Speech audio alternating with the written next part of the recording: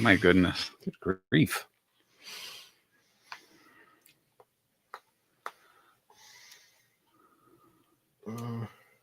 They're trying to tell us something.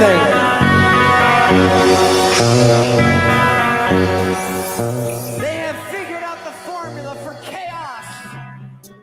When the clock strikes 8:30, babe, time to head for Chris's house. Hey. Will the song make it to the next round? Pot of Thunder. Let's pot tonight. Come on, baby, let's pot tonight. Ooh. Oh, Doc Gibbs and the Emerald Live Band bring it to you each and every week here on Pod of Thunder, the recognized symbol of excellence in rock and roll podcasting, brought to you by patreon.com/Pod of Thunder. What are you doing over there, Nick? I'm adding accents to what you're saying. Okay, good. That's right. Patreon.com/Pod of Thunder each and every month. We take a look. And last time I looked, I got to be honest, I said, I'm not being funny, but where's the rest of it? So Till's a little light, huh? cough it up. You know, there's two people you're going to have to pay. Well, not all listeners, but the next few months, Uncle Sam And Andy. that's right. You owe Andy money. Get out your wallet, What do you think you're doing? cheap bastard. No good for nothing. Do you even have a wallet? That's a good insult. You even have a wallet? Cough it up. Goodness. Welcome to the show. You know me. It's your buddy Andy, America's little brother. You can call me your little beef daddy. Your little beef. Whatever. You're you don't like little beef daddy? No, it's just a strange twist. Well, I don't know. I thought it was like a term of endearment with Valentine's Day coming up. All right. Then that way. Yeah. But anyway, Run with it. behind me as I kill time as he gets dressed, ladies and gentlemen, this man is going to dance. Dancing his way across the podcast studio.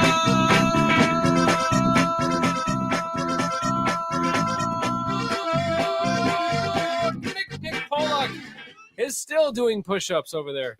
He made it. I don't know how many he did. How many did you do? Was it a 10 count? I did 9. 9. I heard you Running out of time. you started saying the Go do the last one. Do it now. Okay, he did it. 10 push-ups. Nick's on a fitness challenge 2025 here, I'm noticing. Is that a conscious thing, or are you just doing it on the show? Like, is this happening off the air as well? It's not, but it should be. Okay, I see. I think I will. Well, hey, once a week is better than nonce a week. Yeah, Right. which is where I was at Yeah, so hey, before this month. I hear you. That's where I'm at. Nick, welcome to the program. Glad to have you as always. It's a pleasure. To your immediate left, you want him, we got him. I can have it every day, yeah. I can have it. Get out of my way, yeah, fuck you. Put your hands together for the breakout star of the podcast medium. Chris Hell's in the house. Pod of Thunder is here. And it is the last week of the show before February. Yes. We got Mm. somebody here to supervise before next week. Oh, a Lou Rawls trading card. An autographed Lou Rawls trading card. Did The you one- have that last year? One from last year. Yeah, okay. You got that on eBay or something? Yeah, Yeah. Did you buy it or did you get it as a gift? I bought it Yeah. For yourself. for the show, Mm-hmm. for everyone to enjoy. American Bandstand series, huh? And I don't know if that's the same card. I might have told this already, but I wanted to get a card, an autograph card, before I got that one, and I put down a reasonable amount on eBay. Mm-hmm. And in the last minute, Someone sniped you. it was double sniped, Oh, and it went up to like 60 something all of a sudden. Like I might have had 20, 25 on there, yeah. something like that. And last minute, it was like boom, boom, boom. These two people all of a They sudden wanted it. came out of nowhere. They both said, I can have it. Friends of the seller, most likely. Oh, you think they were just jacking up the price? Well, why would that happen so dramatically at the very end? Yeah. Let's face it. How many years ago was this? Just a couple? Last year? 2 years ago? When that happened, Yeah. probably two or 3 years I ago. was going to say that system was in effect for several years, where you can set a max bid and it'll automatically just outbid. Yeah. But like back in the day, you used to have to do each bid individually. Well, that's what I'm saying. It happened so quickly. Mhm. It's almost like two people logged in at the last minute and kept upping their max bids or something. Well, I don't know. It was bizarre. Here's the thing, though. It was a little sus, as the kids would say. You wouldn't want to do that and make a habit out of it, because if your friend ends up winning, you have to pay a percent to eBay. You know what I mean? Like if you're the seller and your buddy tries to jack up the price and they win. I think I was the intended mark in this situation. They tried to bone the boner, as they say. Can't bone the boner. No. Didn't happen. Simply It's a cannot. fool's errand, if ever there was one. Yeah. Well, thanks for bringing the card. What color ink is that? Is that a silver pen? It's a silver. Yeah. Okay. I don't have my glasses on, but I thought that's what I said. is also ready to go. Okay. Let's bring that over here. Let me. Would you like to? Yeah. Not that I've been really scanning the scene to see what the interest is. Pretty sure it's 0. Oh, I haven't heard a damn thing. Okay, About it. well, We're getting a glare here People- on the video, but letting you know, someone wants this. it's a framed Schnell. There's someone who wants it, and he's gonna get it if none of you speak up. We're not even going to do a raffle. none of you Who make wants this? Who wants us to mail this to you? Jericho said he wanted it, Well, okay. so Well, he's got everything. he's got almost everything. We should raffle it off or make a second print of it. And, that's true.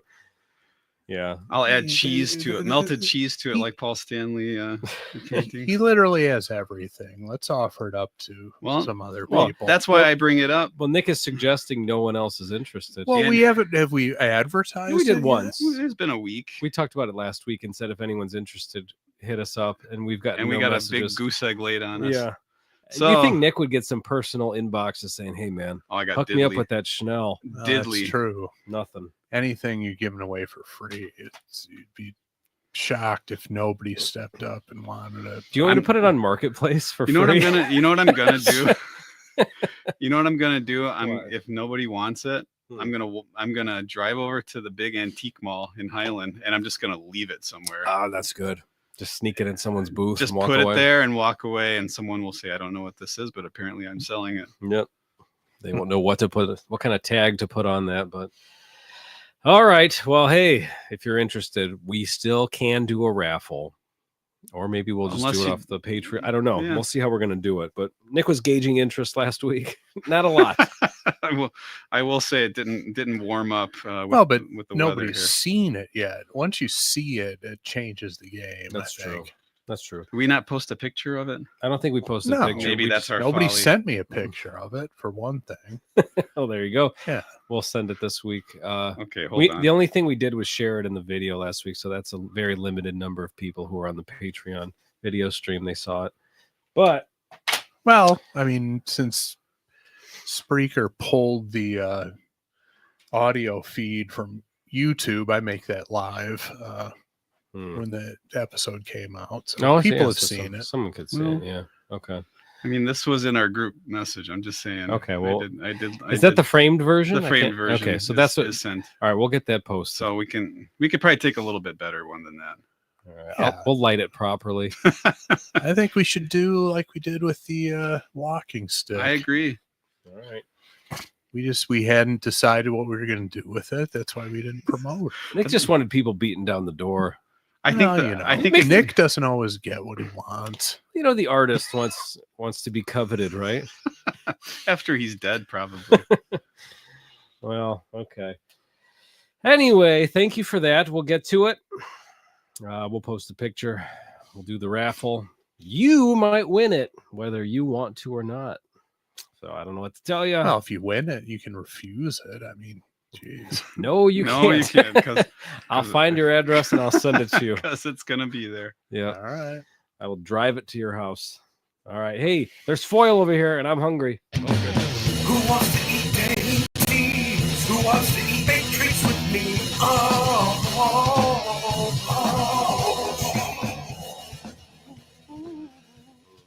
Chris Camarado said if it was a signed Gorshin, and then put the thinking face emoji. I can almost touch it from here.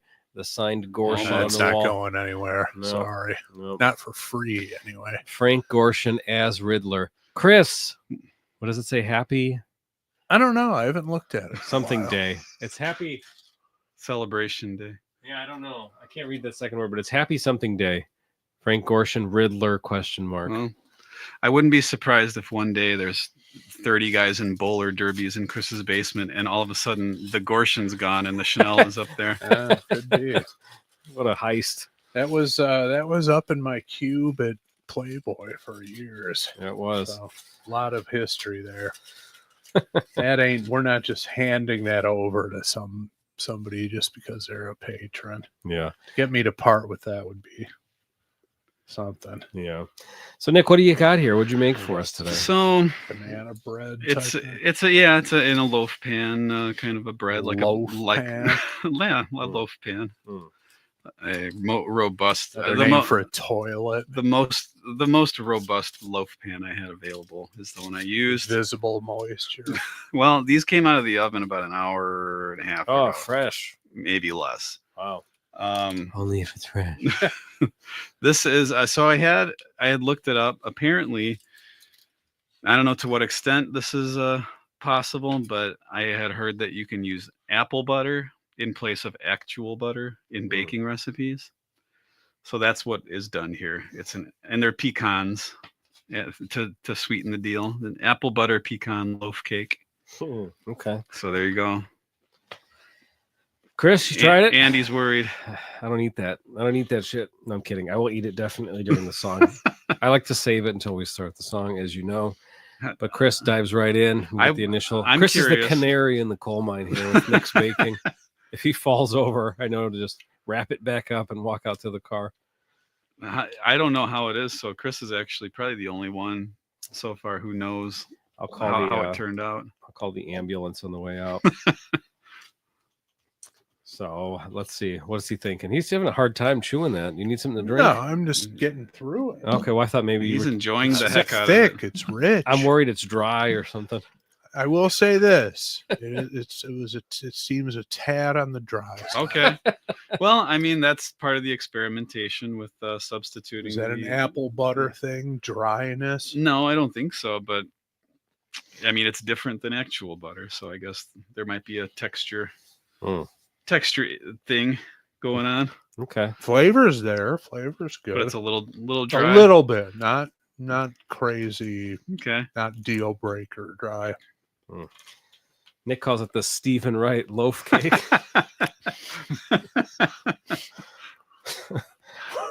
Well, I'll try it in a minute. But thank you, Nick. I'm very excited to eat it. You're welcome. We are on the listener submission list. So my It's Nick's pick. My pick. What I've decided to do is Uh-oh. go off the list, but I've selected one off the list, so we don't have to get the Okay. Bozo Pewter out. Okay. Sports Machine Bozo Pewter. Wait, can we get the number off there just in case we get a hit on something that people Hold are on, requesting? I just tinkered with the list. I will have to look up what the number is. You can find it. Like it's refreshed on your side too, but I was gonna say if you had it memorized, it's changed. But now if you're looking, it's there. Do. Why even have a list? Right. Who said that? Chris Camarado again. This is on the list, Chris Yeah, it's Camarado. on the On the list. list, buddy. Nick with the wild card, says Jackie. Something off I can't find the number. 1987. I don't know. What's 1987? Is that The Whitesnake album. Oh, for John Sykes. Okay, Mhm. okay.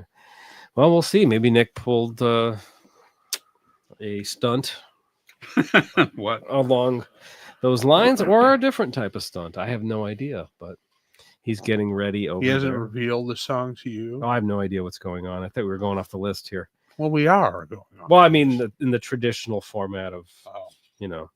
pulling the lever and bozo pewtering.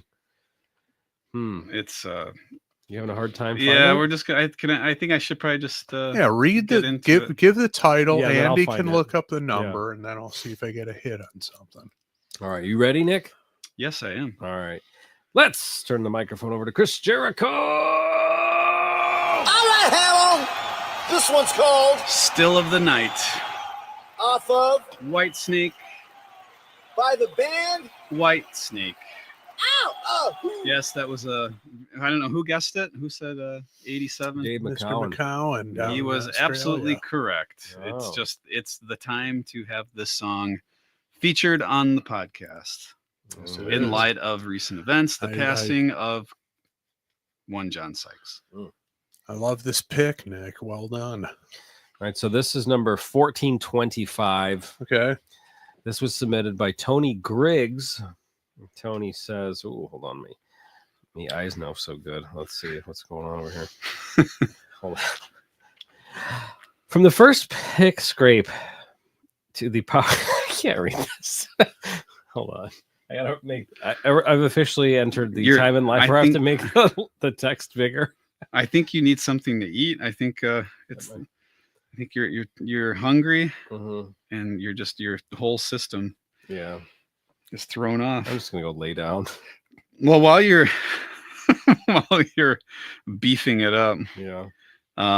I did want to mention it. It must have been on the old list because Yeah. when I looked on the list, I did not see our good friend Rich submitted it, and I remembered that from years ago. It must have been on the old list, Okay. and wanted to have him come and be on the podcast tonight to join us.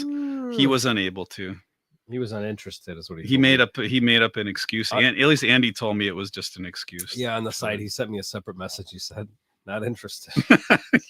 he said not feeling well. Then to Andy, he said not interested. No thanks. Boring. Don't wanna. No, okay. I'm gonna try to read this.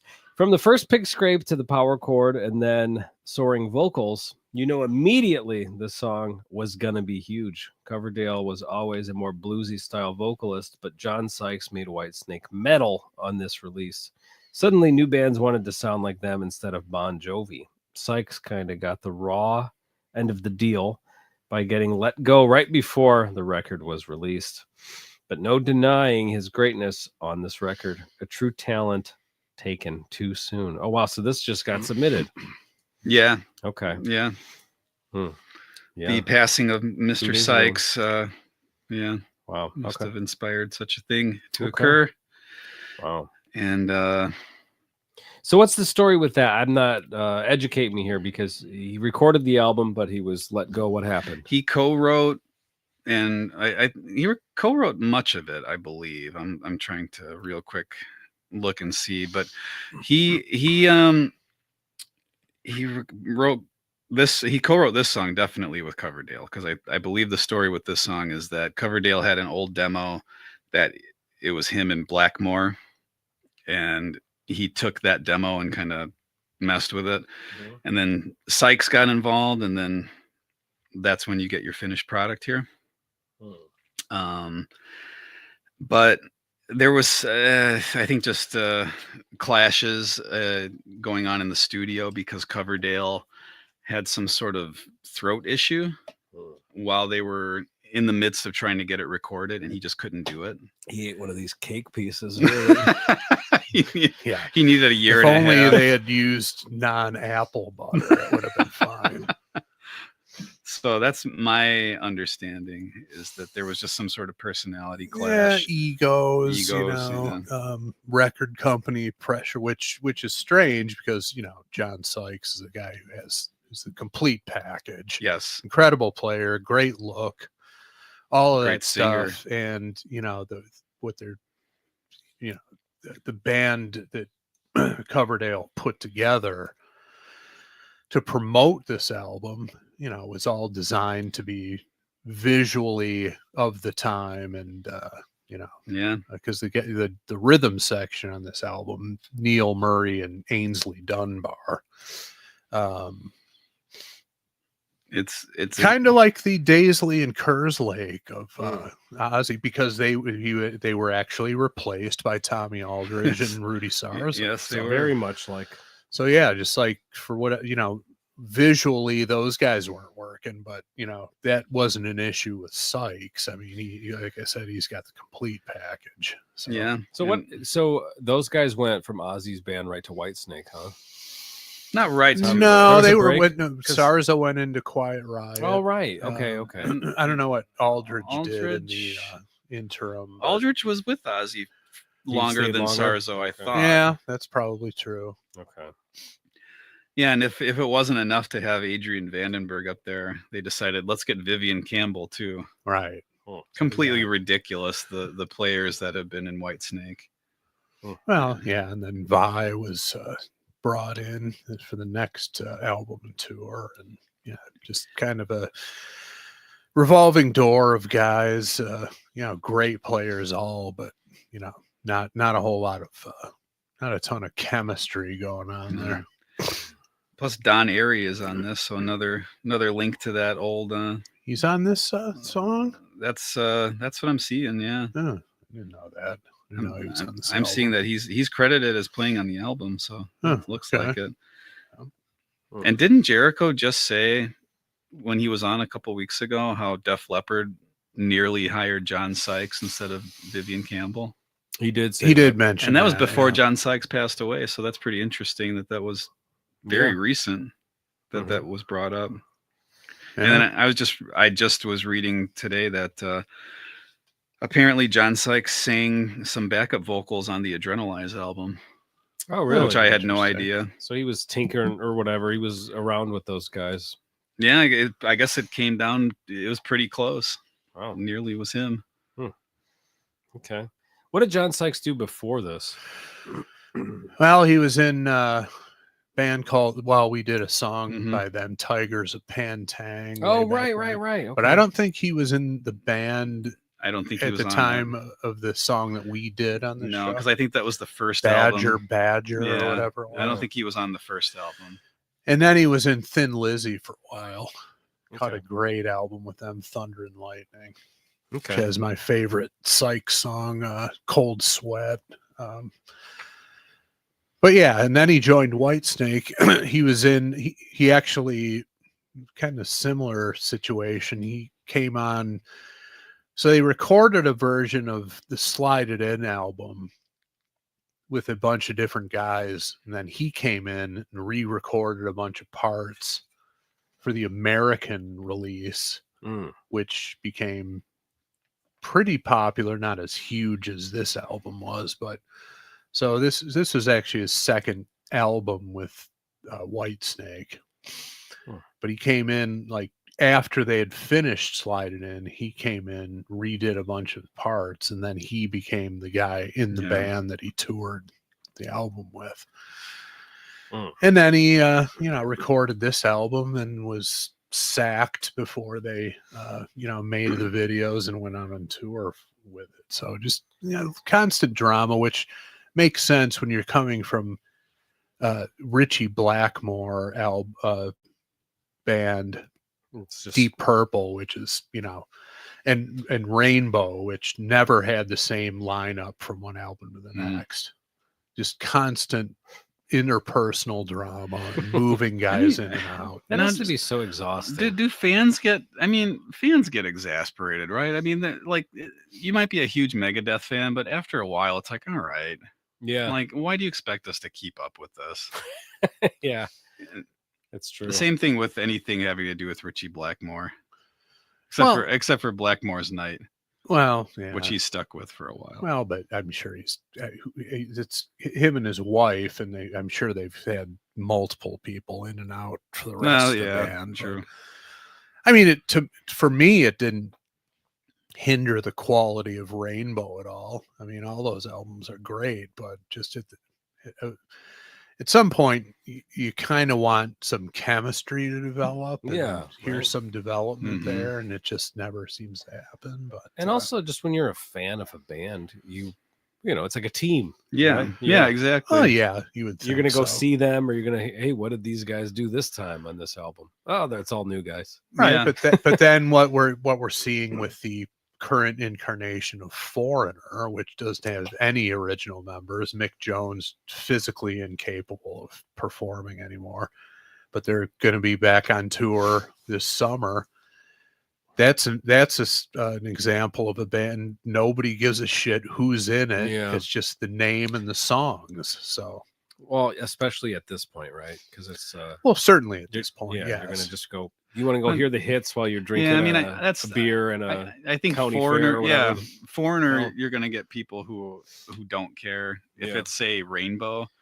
These people who are big Rainbow fans, they do know exactly who played on That's every true. album. Well, they Like, do. They pay attention Yeah. to it. It's Right. a different crowd. And yeah. at the time, Rainbow was, at their peak. It's like, Foreigners full on legacy band, obviously. But I'm just saying that it could go either way, really. But let's just call it.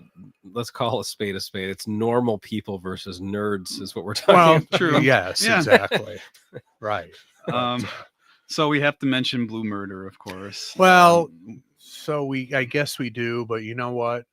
And I've kept my mouth shut for this week because want to be somewhat respectful. But one of the biggest disappointments I've ever had was that Blue Murder album. I mean, I remember getting it when I was at the student newspaper.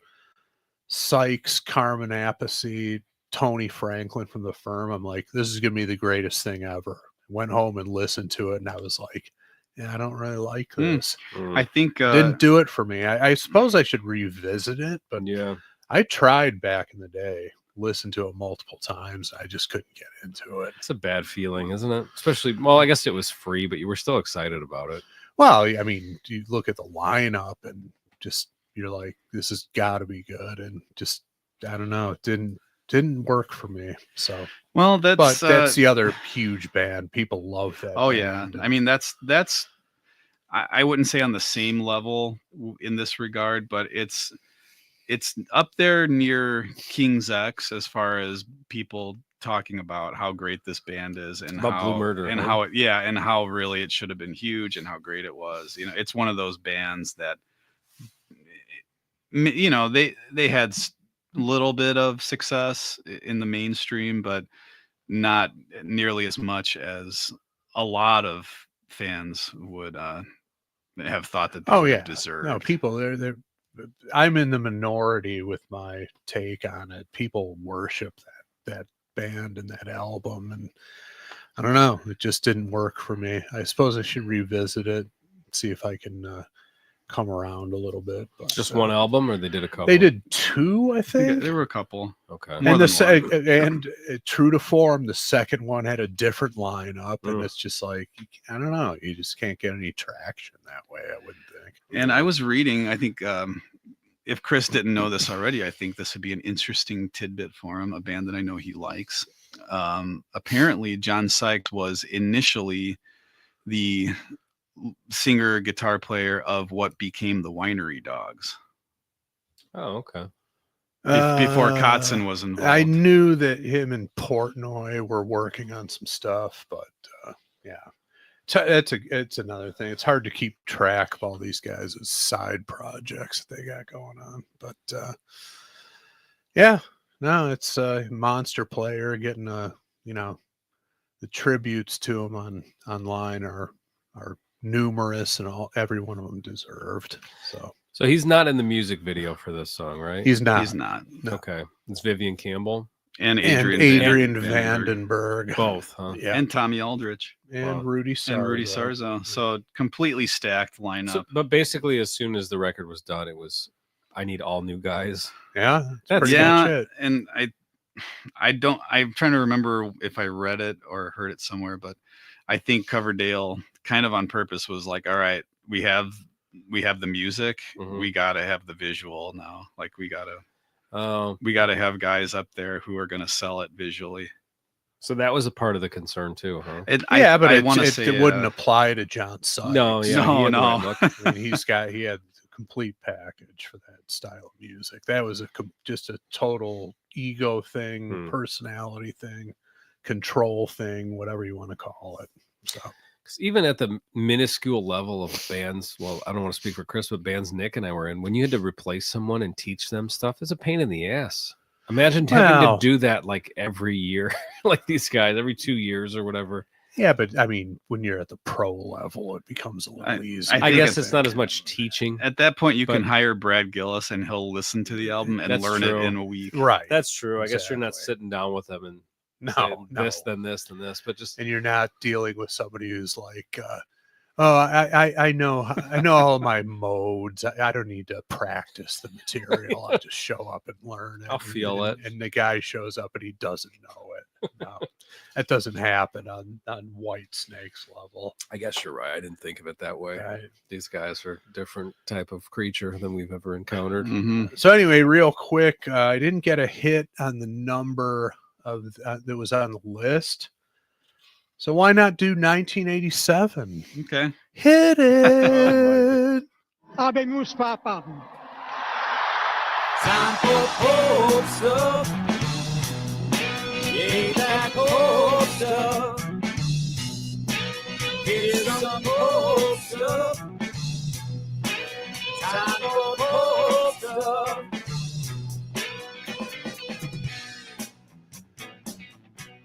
All right, a little softball for Nick. Who was the Pope in 1987? Oh, that would be now Saint Pope John Paul II. Yep, you're correct.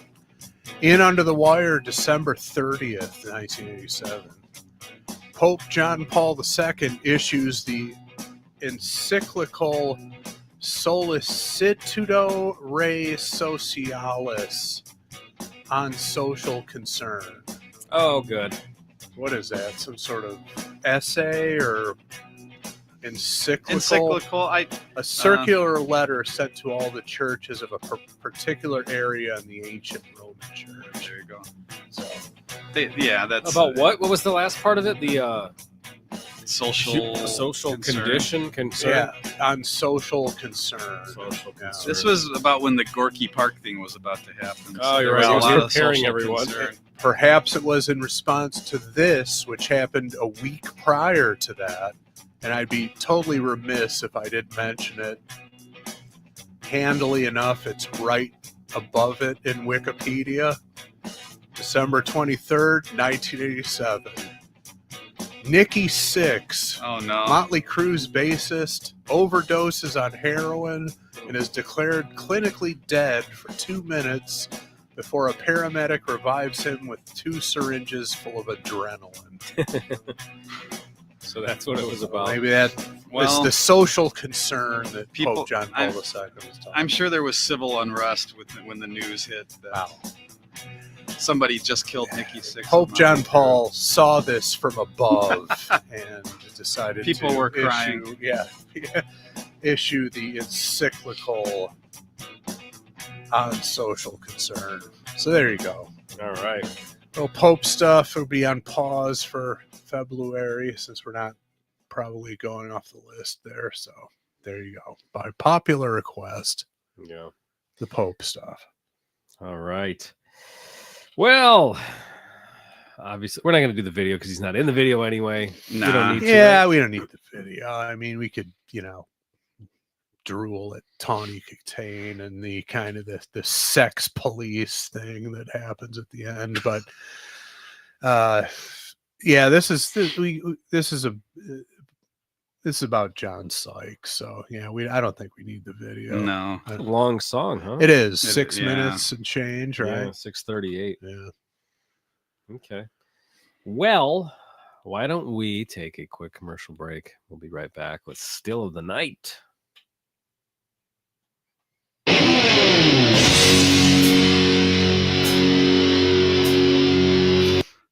Can you go back to the beginning? That slide, unbelievable. Well, that's one of his trademarks. Those, and huge. a lot of slide. people do it.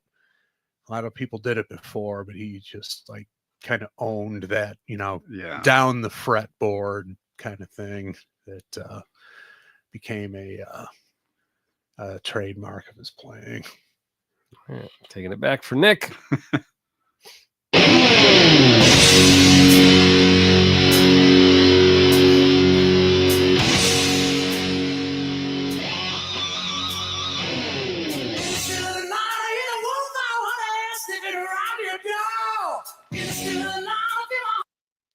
Okay, I just wanted to stop it here just for a moment. Mm-hmm. We have a couple seconds left of vocals, obviously. Mm-hmm. And then we're going to have what I consider the greatest and sexiest riff in hard rock guitar history. Sexy. Yeah, And greatest riff in guitar. Simultaneously. it's up there. Yeah. All right. John Sykes was a sexy guy. You can say that. Like again, the look, the swagger on stage, massive swagger from this guy. And then like Nick observed just that, the beginning of the song and just everything about it. And this is another one that just exploded out of the speakers Yeah. when you heard it on the radio or even had the CD. This is one that you just go to the volume knob, turn it up as high as it will go. And this is a Keith Olsen joint, the producer. You know what? I don't remember. I missed that. I can find it. I had it up and I lost it. I also am looking. Where It's is it? Mike Stone, Keith Olsen are listed as producers. Yeah. Um, Huge sound. And Greg Fulganitti of mastering. and Whatever those guys did, this is like the just before Bob Rock kind of took over these huge sounding hard rock albums. This was the high water mark for that until he came around. And interesting that you mentioned that because apparently they had a little bit of difficulty getting Sykes the guitar tone that he wanted, but they found it with the help of Coverdale's friend and engineer Bob Rock. Oh, well, there you go. That explains a lot. What was that engineer's name again? Mike Stone. No, No. Greg And Greg. Fulganitti. Well, he certainly didn't give them the half Gennady on this album. No, he certainly did not. And it apparently Ron Nevison was involved to some extent, and it just didn't work out with him apparently. Oh, yeah, but like Nick said earlier, just a stacked lineup, all the top talent in LA and hard rock scene was involved here. Everyone's popping in and out. And it worked. I mean, it's one of the biggest albums of the 80s, but yeah, just sonically, this one just grabbed you out of the speaker. And just super aggressive, like the attack of that Sykes has. Well, super aggressive. Everything he ever did is just, he's the guy, not a shrinking violet by any stretch of the imagination. I mean, still, not to the point where he took over and was out of place. I mean, he always fit in to whatever he did, but it was anything you listen to that he's involved in, you just like blown away by the guitar playing. And then when you watch him in action, you're just like, this guy's the complete package. And then when you hear him sing, the singing, it's like, what? Why? Too much. It's right? it's like when we did that Winger episode. We're like, why? Why one guy can do all this? Yeah. Complete package. So, all right, here we go, Nick.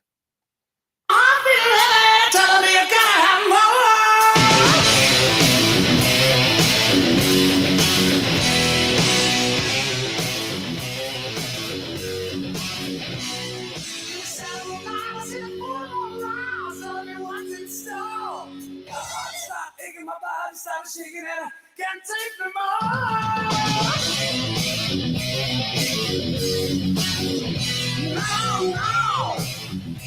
Wanted to ask Chris what he thought of the drum sound on this.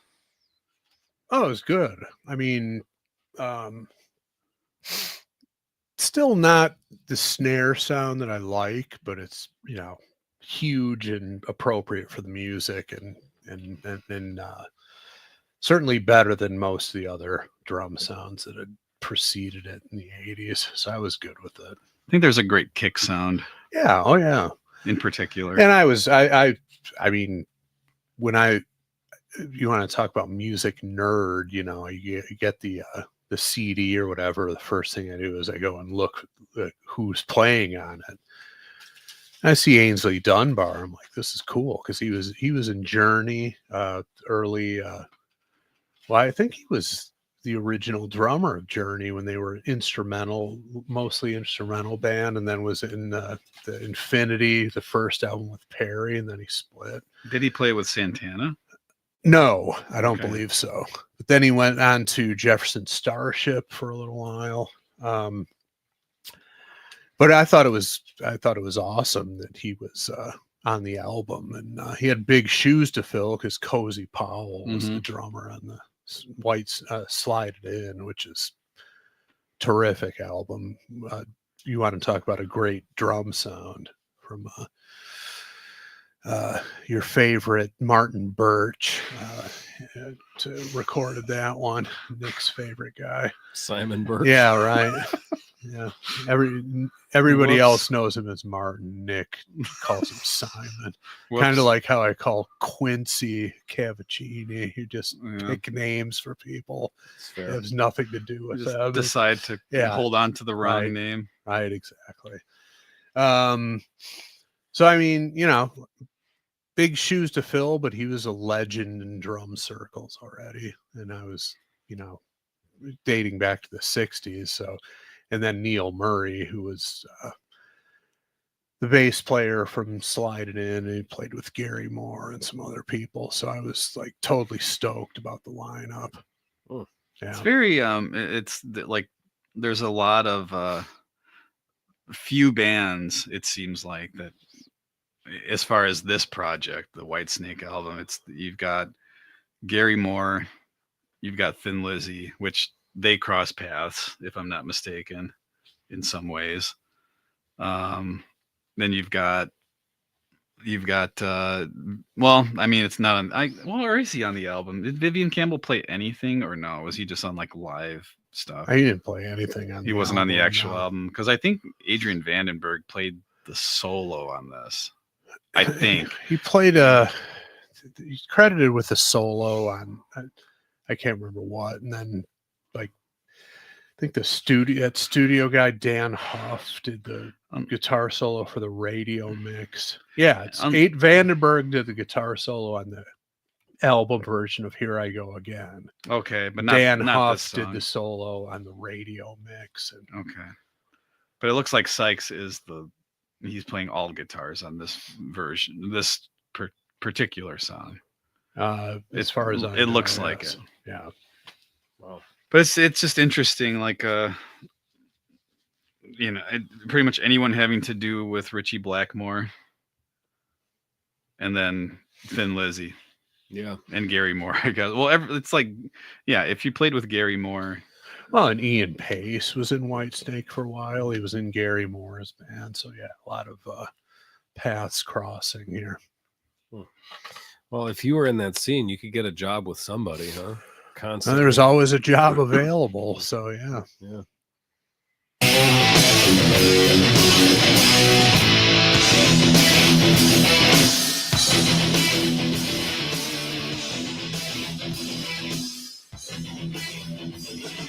I just wanna get close to you, taste your love so sweet, and I just wanna make love to you, feel your body heat. In the still of the night, in the still of the night, over here, baby. That's great. Over here, baby. Yeah, I don't think we talked about the lyrics at all. I mean, of course, it's Coverdale, and it's awesome, and it sounds like three people Yeah. singing at the same time, because he's able to do that somehow. Yeah. Lyrically, I mean, it fits perfectly with musically. You know, it's like it's one of those songs where everything comes together. Yeah, And absolutely. what he's, you know, just feel your body heat and all that. It's just, you know, it's perfect lyrics for the song. And something I read in doing a minimal research for this episode, but he said that it originally, the demo, the idea that he had, Jailhouse Rock was the inspiration. Which I guess is interesting because you got the two chords at da da. Yeah. You know, so I guess okay. Then there's some singing and then the da da. So I can hear it now a little bit now that I read that, but I never would have thought of that. That's interesting. It changed definitely, but I guess you could probably play it that way and be like, oh, okay, I see where they're coming from. Yeah, and apparently that was kind of his reference point at the beginning of it. Yeah. Tommy Lombardozzi said Ainsley Dunbar, Bowie drummer, and I'm looking at this guy's Wikipedia. He played with everybody who ever lived. He was in Mothers of Invention. Yeah. Jeff Beck, Journey, Jefferson Starship. I'm just naming some of them. Ian Hunter, Lou Reed, David Bowie, Whitesnake, Sammy Hagar, Michael Schenker, UFO. For everybody. Yeah, I didn't. Yeah, I knew it was extensive, but yeah, I didn't realize that. So, oh God. What does it say about him that he was in a different band every 6 months of his life? Yeah, I don't know, but he got jobs with bigger and bigger people apparently. Yeah. Plus, if you're in the Mothers of Invention, then you've got to be a maniac. I mean, you're a maniac at your instrument, and as a person, you're a consummate performer. Yeah. You might not necessarily be in a band like this, though. So right. Well, Vi was, but so. I mean, Bozio was never really in a band like this. But he was in Missing Persons, but which was like kind of a 80s pop band. But you would think that once like the big like Whitesnake type, like I don't know if we'd call it hair metal, but whatever that era, you'd think Bozio would be perfect to be in a band like that. But I don't know that I don't know his career that well, so someone out there can correct me. But you would think that he would have been a drummer in like a huge band. He played in Phantomas. Oh, you said like this. Okay. He played in Phantomas? He did for live, like a tour. Oh, okay. Well, I mean, Missing Persons was pretty huge. They were at the US Festival, and he played on one of Jeff Beck's solo albums. So, yeah. But it's surprising that he was never, I guess we'll just say Whitesnake. He was never in Whitesnake for any period of time. It just seemed like one of those guys that would have been perfect. I wonder if he got offered the jobs. He just turned them down. Yeah. All right. Let's see what happens next.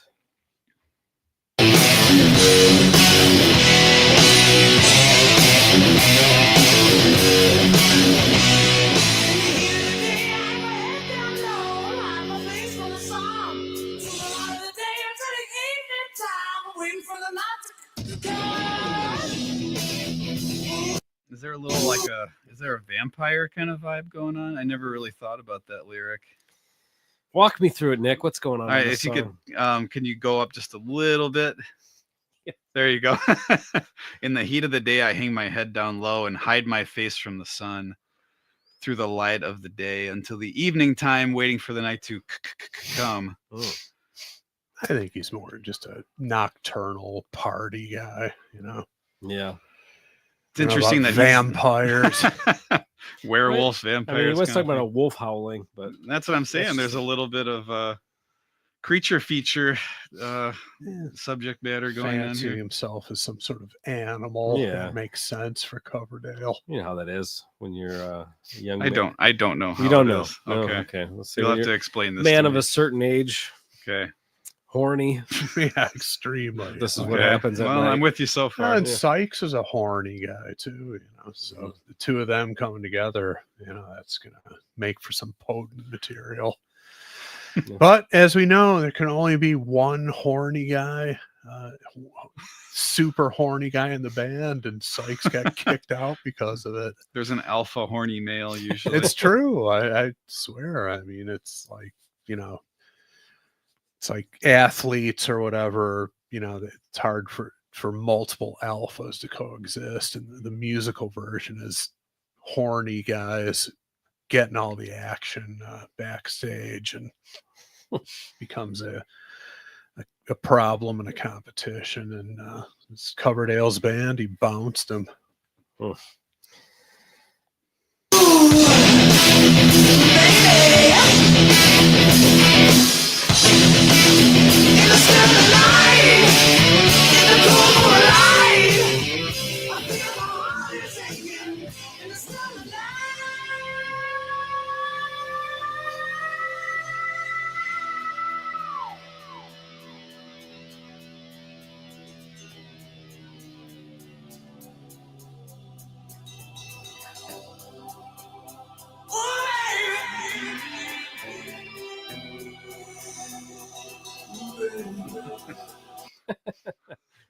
I never noticed that low version.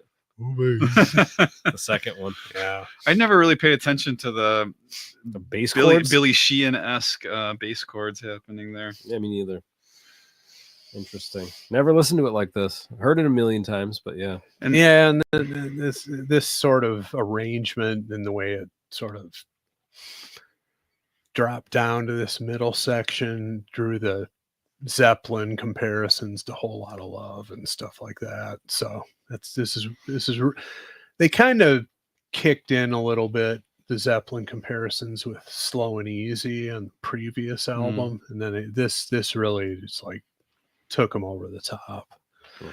But again, my take on that, it's like they didn't have the market cornered on this sort of thing, and you can be it's nothing wrong with being inspired by some of the greatest rock music ever recorded and putting your own personal stamp on it, and that's what they're doing here. And if I'm not mistaken, I could have the timeline mixed up, but I think it was when Vinnie Vincent Invasion had just finished recording Ashes to Ashes off of the All Systems Go album, the opening track, I'm pretty sure.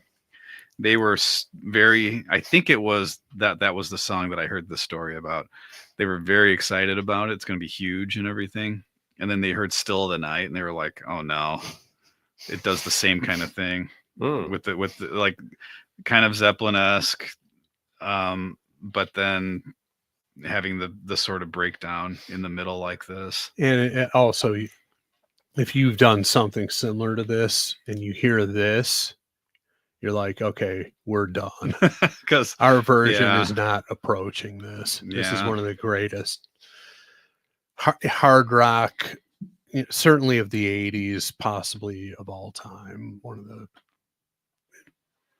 most pristine, perfect examples of this style of music. So yeah, if you were attempting this and then somehow you heard this before your version came out, you're like, okay, should we even release our version? What do we do?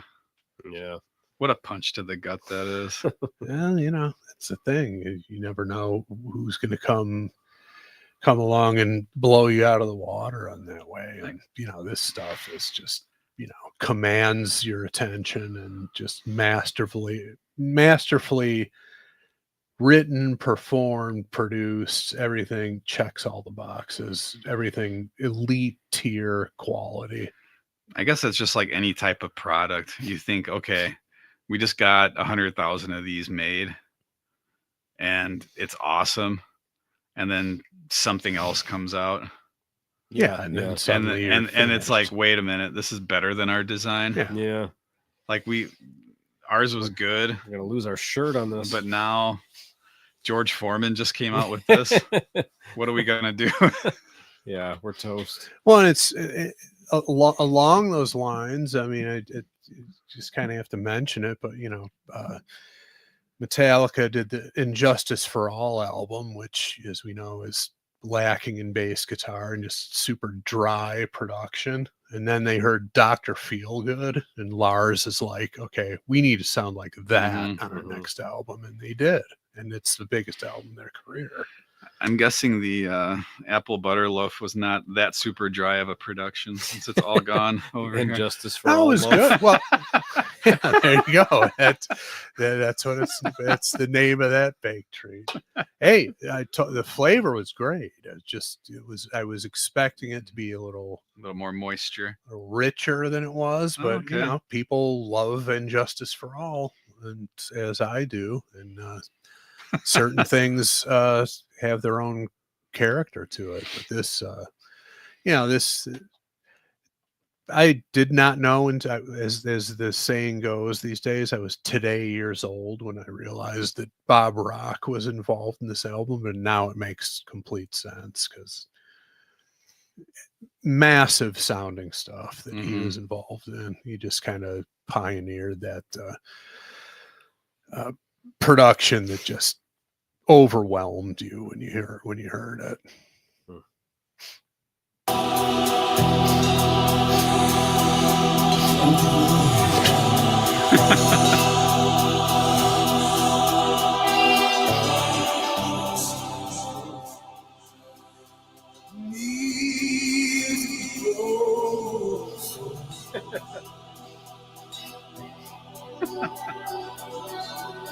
Can't keep away. Can't get away. Can't get away. Sorry to stop it again, but I never knew he said "need to be closer," Me neither. and that might be my favorite lyric of the song. Now. Had no idea. Yeah. I never knew that either. Yeah. Can't keep away. No.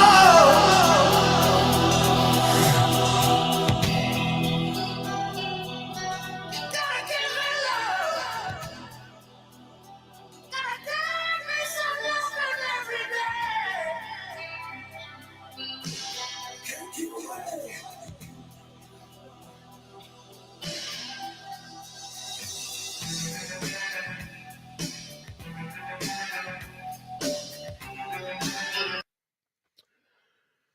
Okay, I'm not entirely sure how they achieved that in the studio, but I know in the video, Vandenberg busted out the violin bow for that part, which is again something that Jimmy Page did during his guitar solo in Days Confused. He's one of the first guys to bust out the violin bow on the electric guitar, and it sure sounds like it to me. So I sounds like they, did that in the studio, but they could have achieved it another way. But they totally reinforced it in the video. So Well, I will say that on Wikipedia, at least, Sykes is credited with guitar and bowed guitar. And then when clicking on bowed guitar, I thought it was going to be a special instrument. It's just basically the Jimmy Page technique. It right, looks like. it's just taking a violin bow to the electric guitar. But So. sounds great. Oh, of course. I mean, like, sounds very clean. Yeah, and whoever's considering idea it was to do this and arrange it that way, the chef's kiss to that one. I mean, it just one of the many top tier elements of this song. Do you think that one song that I don't think it's thrown into the conversation really when you hear this type of breakdown, but I think it should, is the title track off of No More Tears. Oh yeah. I mean, I would think maybe it was a few years had passed and maybe they were like, hey, maybe we could, I don't know. I'd never read anything that said that this was an influence on making that decision to have that big sort of orchestral breakdown, but I'd say it's entirely possible. Well, and just the overall hugeness of the sound. This album kind of changed everything for that, really, in my opinion. But who produced No More Tears? Looking at it, I don't remember. Dwayne Barron and John Purdell. Michael Wagner did some mixing, but yeah, just This one changed the game in terms of, this style of music and just the massiveness of the sound. And, they just got everything completely right on this one. Well,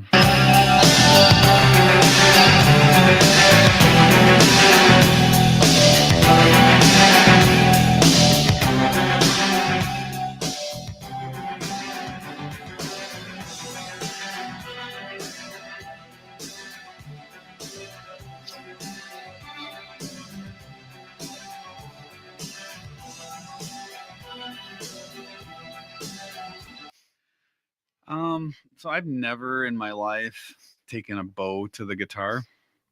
Yeah. I don't know if either of you guys have, but if you're recording something like this, Mm-hmm. do you take all the strings off that you don't need? Because it's going to be messy, right? Yeah, there's no way to be like really precise with it. I don't know. I think in the studio, you would definitely do that or mute the strings that are not being utilized. Yeah, because that would be, I mean, that would be really hard to, because if Paige did it live, right, you could hear all 6 strings kind of making noise. But he was also blasted on heroin and known for just being completely sloppy on stage, yet awesome at the same time. So he wasn't concerned about that in the slightest. Yeah. Nowadays you see all these fucking guitar dorks. They have what looks like a scrunchie up around the headstock. Have you seen that? No, yes, I don't think so. It's like that's the new thing, whatever it is, but it goes like right over the headstock, just behind the nut to sort of deaden like the strings that aren't being utilized. Oh, really? Time. To me, constitutes. I don't get hung up on it, but it seems like kind of cheating to me. But nobody ever needed that back in the day, and nobody cared that it was happening. So, I could understand doing that in the studio just to get the cleanest recording you possibly could, but doing it on stage, that's not going to make it. And nobody's going to notice. Nobody's going to hear that. That's true. You just look like you have a fucking scrunchie on the end of your guitar. Yeah, a terrible look.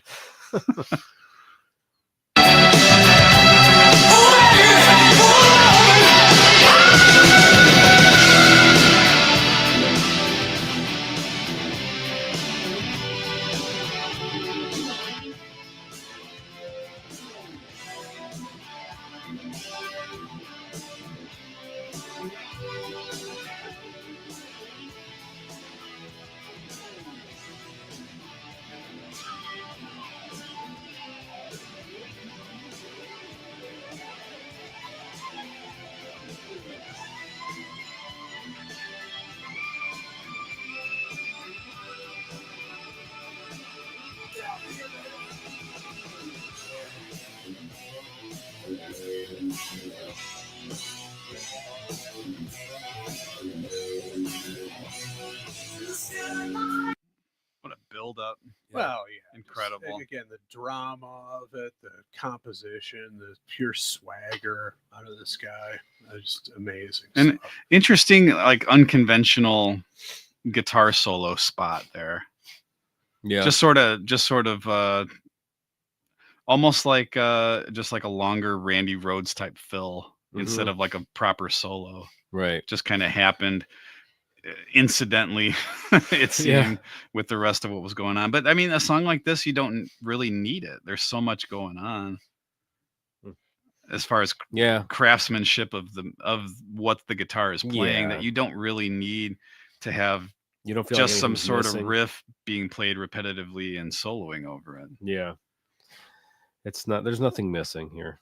No, not at all. And it just the mood that it took, they could have faded it out on that part section. That part right before the all-time greatest hard rock guitar riff came back.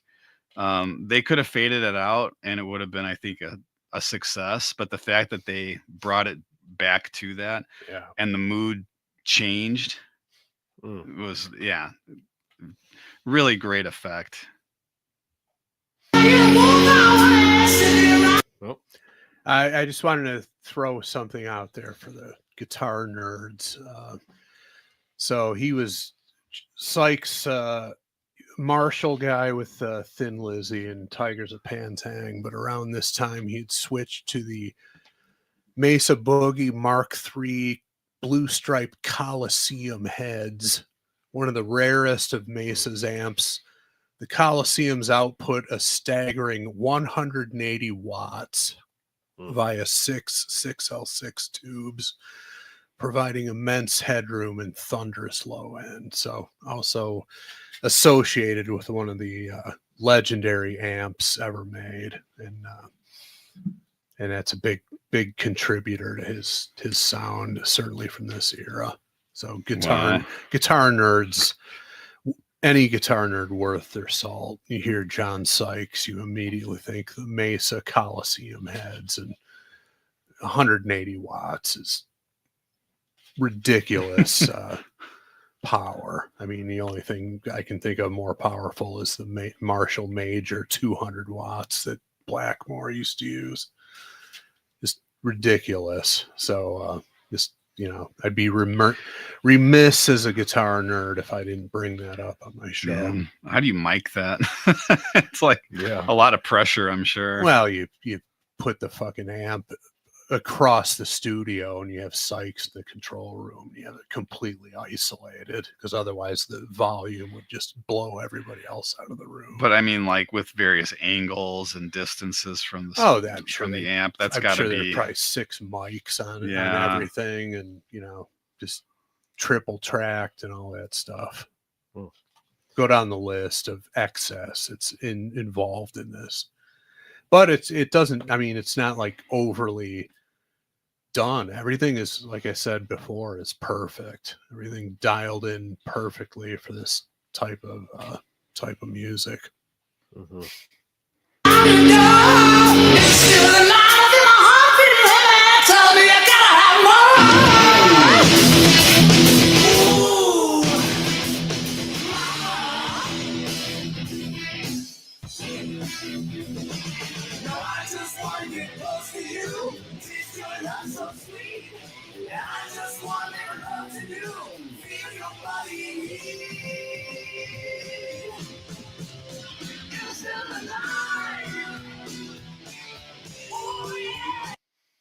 I will say, when I saw Whitesnake up the street at the Horseshoe Casino with Aldridge on drums, that drum part where he did all the triplets and the double bass stuff.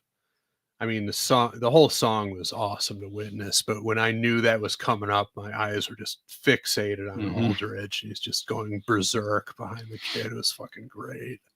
He's still awesome. Oh yeah. He still looks the same. And what is he? He's got to be 70, right? He's got to be past mid 70s. Yeah. But that was a pleasure to watch that guy perform. Incredible player. But Dunbar is the man on this recording. That's the thing, you see the videos and people who are kind of somewhat familiar with the Blizzard of Oz band, and they just assume it's Sarzone Aldridge on the recordings, and it's not. And it's the performances, again, on the list of everything that's just perfect, and Dunbar nailed it on this one. It's crazy, just the guys that are in the video. Extremely capable. Capable is an understatement, but it's just funny that you could have gotten anybody to be in the video, just good looking, charismatic performers, but all those guys are like, there's so much that those guys have done and that they were capable of doing, that it's just funny that those are the guys for the video. And every one of them unbelievable players with unbelievable careers. Oh yeah, it's like you said, stacked lineup. The dream team of hair metal, if you will. And if from all accounts, the live performances were outstanding with those guys up there actually doing it. But, I mean, and like honestly, who has a better backlog of guitar players? Is it Ozzy? Is it Coverdale? Hmm. I mean, that's a big a big argument, a big discussion, but I'm just saying, completely just overwhelming the top guys that they both have had. well, and I think this, I think kind of Ozzy set that precedent, certainly with the solo career that, when you arrive on the scene as a solo artist with Randy Rhoads as your guitar player, you're not just going to bring in some dickhead at any point at the rest of your career, Yeah. And Coverdale came on the scene in Blackmore's band, and then Whitesnake essentially his solo band, and but Bernie Marsden and Mickey Moody, guys like not like blow your face off guitar players, but highly respected in guitar circles. And then Sykes comes along and just torches everybody. Mhm. And then you got Reb Beach has been in the band, Doug Aldrich, huge, massive talents. So yeah, similar dynamic. Was going on there. did Craig Goldie ever play with Whitesnake? Oh God, I hope not. Because it seems That like a guy sucks. that would have. He's not good enough. I'm just saying, it seems like a guy who would have. Don't get me started on that. I didn't know you had an He issue sucks. with Craig Goldie. Oh, see, that's the thing. You would think Dio would have that same level of standard, but he allowed Craig Goldie in his band. I never knew about So there's this. a little bit of static there, but he had Aldrich in his band and Mm-hmm. stuff like that. Now, Greg Goldie is a slug. Fucking looks like an idiot. Just playing wise is not up to par. Just terrible. I had no idea that this was. Let's not. No, that this was a thing. Yeah, we've never discussed No. it, but I on the Guitar Nerd forums, I would never miss an opportunity to bash Craig Goldie. He deserves it. Okay. How much of that is his name? It's everything. It's everything. His name, his look, his playing. He just sucks across the board. Wow. All right. Let's finish it Well, off. and just wanted to. I'm looking at there are a couple of players that we didn't mention. Warren DeMartini apparently had something to do with Whitesnake. Oh yeah, he was in the band for Steve a while. Ferris, Right? who we know from some old Kiss recordings. The Mr. guy. So, yeah. Oh, and go figure. John Lord played with Whitesnake. Oh yeah, he Who was would've thought? on the Slide It In album. And I mean, of course, why wouldn't we mention that Marco Mendoza also was a member of Whitesnake for a little while? Oh, that's right. He was in the band with Beach and Aldrich. What a duo that is. So, yeah, and that's who I saw Tommy Aldrich playing with was Marco Mendoza and Ted Nugent. Andy went with me on when they opened for Kiss on the farewell tour. Mm-hmm. Which that's a trio. That was yeah. I mean, I would have loved to have seen. Yeah, I would appreciate that a lot more now. At the time, I was just like, "Who are these guys?" I mean, we knew it was Tommy Aldrich. Yeah. And I don't know about you, but I was flipping out about that. Yeah. And then Mendoza made an impression for sure. Talk about a total package at his role. Yeah. Yeah, that band I would have liked to have seen live. I have a mouthful of food. Sorry. It's gonna dry you out. Watch it. I'll be the last one. The being able to Injustice talk for here. All loaf cake.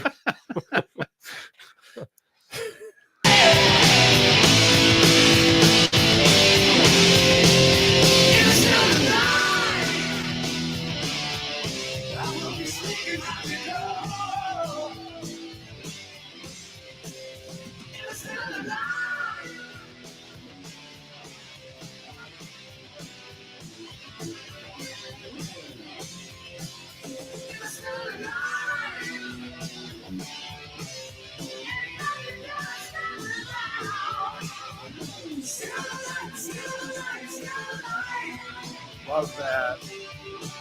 Yeah. Love that arrangement part there Mhm. that carries on through the rest of the song. Just Mhm.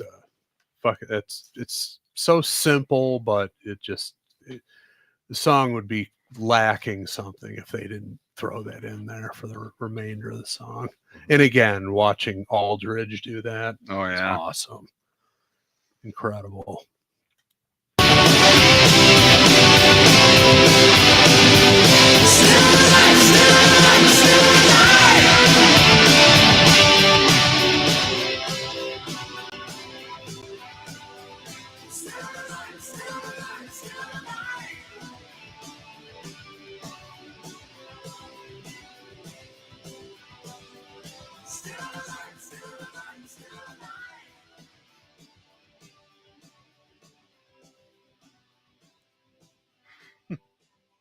Yep. One more. One more.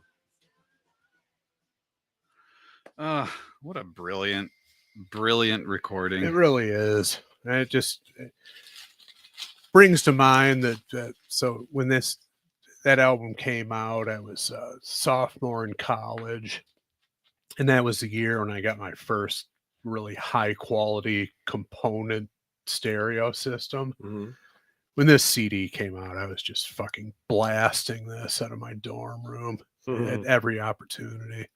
And like I said, this is a song that just begs to immediately reach over to the volume control and turn it up as loud as you could humanly listen to it. Amazing, great stuff. Glad you picked that too. And we can't get around to tributes to everybody who passes away, and some people we decide aren't worthy of it on the show. Just Sykes, absolutely worthy of it. And I saw a post from Eddie Trunk today saying, like, he said if John Sykes would be in disbelief over all the accolades he's getting after his passing. It's like Well, you had no clue that he was you a- were worshipped. in Wasn't this he a way? bit of a recluse though? Well, So he just maybe. I think a lot of the record company bullshit, kind of soured him on the business, and then he was another guy who, Andy and I have coined this phrase, but he McCombs himself. It's like eventually you just got to put shit out, Mhm. By all accounts, he recorded a ton of shit with Mike Portnoy and a bunch of other people, and just like, for whatever reason, it wasn't either up to his standard or what, couldn't get anybody to release it or whatever it was, but none of it saw the light of day. It's just like eventually you just got to, make stuff and put it out and then Mhm. move on to the next thing. Hmm. So, I mean, if I don't know who has the ownership of that stuff, but if they ever put out like a box set of all his unreleased stuff, I'll be definitely interested in that, because by all accounts he was still recording pretty prolifically. It just never came out. Mm. Well, and then Vinnie Vincent was mentioned. That's still, I don't know how many years it's been since he's come out of hiding. Still hasn't released anything. It's been several years, Yeah. and at a certain point, even the most diehard fan has to start to have doubt creeping in. Yeah. Maybe gout creeping in too. I'm not sure. I don't know a lot of Vinnie Vincent fans, but I can imagine they might eat a lot of meat There's a and fair drink a amount lot of- of alcohol. fair amount of gout with Sore toes. Yeah. A couple comments here before we vote. Where did they go? Oh yeah, Dave McCowan said, I saw Goldie with Dio and loved it. LOL. So there you go. Yeah. He lives in a penal colony. What do you expect? I'm enjoying that this nerve was touched for the first time. in I'm surprised it almost 12 didn't come years. out before this. I think I came close to it with all the Angel discussion a few Yeah. episodes ago. I think he was involved with that somehow. Well, we've been I think he doing- was in Jafria. We or talked some about shit. him being in Yeah. Jafria at one I point. kept my lips shut on that one, but but it's been about almost 12 years, and this is the first time you've come out with your true Well, I feelings mean, about Mr. when Goldie. when we're talking about him on a Sykes tribute episode, it's just unacceptable. The truth needs to come out. So, All right, and then another comment here. Jackie Hardigan says, "We need Nick to draw Craig Goldie now." All right, you got it. Which you got to give me a year though. Okay. Yeah, we need Which the what most did- iconic Goldie. What did Chris say? Looks like an idiot. yeah, Probably. So we need. looks like a fucking don't- troll out of Game of Thrones or whatever. Well, Jackie, you need Jackass. to give me an era. I think. Yeah, Jackie can pick the era, and then we'll do a framed Goldie, signed Goldie. Oh goodness. All right. Well, it's time to vote. I see 86, 87 Goldie. We never even discussed that offline either. You have no No, idea. I This was hated Greg the Goldie. first. I just brought it Yeah, up because I thought, well, he's a guy who's mentioned. Yeah, he you know, sucks all the in way that- around. His name, everything about him is terrible. Oh my. All right. Time to vote. Sweet Surrender, Kick in the Crotch. Nick, you vote first. Oh come on now, Sweet Surrender. It's sweet surrender. Hell yes. And I will pose this as a conversation point to all the people who care to comment on social media or send me a message personally, whatever. A better hard rock guitar riff than the main one featured in this song. I don't think there's a better one. There are ones you can argue that are as good, perhaps, but it doesn't get better, and I don't think there's a sexier hard rock guitar riff either. So No, you're right. Throwing that You're out there. 100% right. This is also something you and I have never discussed either on the show or offline, but you're 100% right about that.